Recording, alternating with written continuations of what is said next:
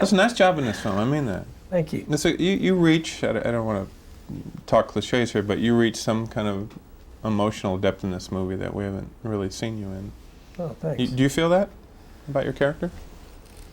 Yeah, I mean, I definitely feel like I've never done anything like this, you know, on film anyway, you know, and, you know, hopefully it comes off okay.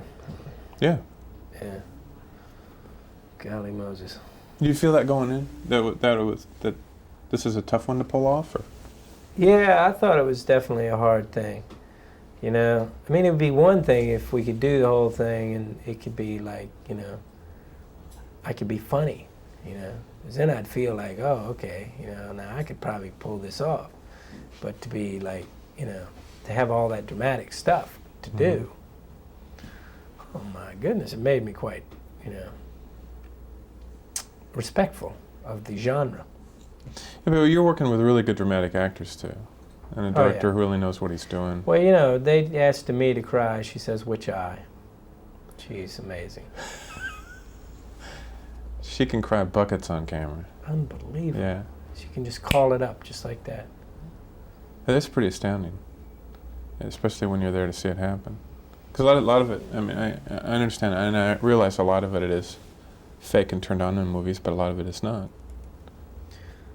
Yeah, I mean, when it looks real, I think it is real, you know. But working with Adrian too is really, you know, incredible because his attention to like details and he's making you work through what it is you have to do as a character, you know. I thought it was really good.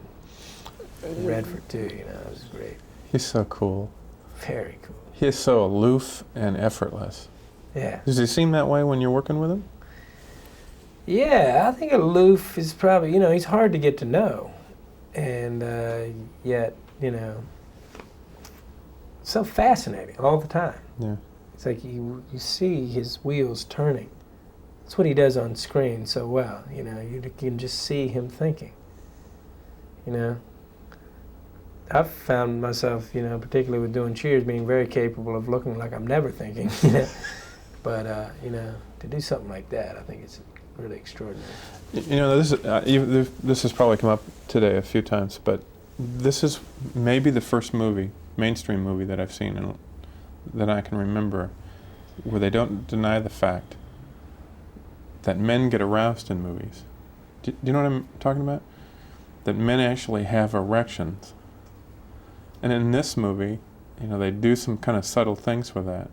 But it's always denied in movies. It's constantly, you know, we see naked women in movies all the time. Well, I think it's important to say I was only halfway there. I'm sorry, but I had to say that. Or a body double. Yeah, you know. Well, I had... Sometimes I hate myself. Pardon the pun, but I had to bring it up because it's just one of those. You know, it's really odd. You know, those scenes go by in this movie very fast, and you go, "Did I see what I just saw?" Because movies tend to deny that. They tend to deny that men even have penises in movies. I know. I think it's time we stop denying that men have penises in movies. Yeah. And then it works. And by the same token, that women have, you know, their equipment.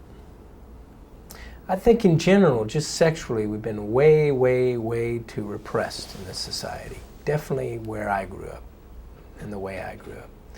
So, you know, you got to try to compensate for that by getting some roles like this, maybe. Nice job. Pleasure. It's a good film. Good part for you.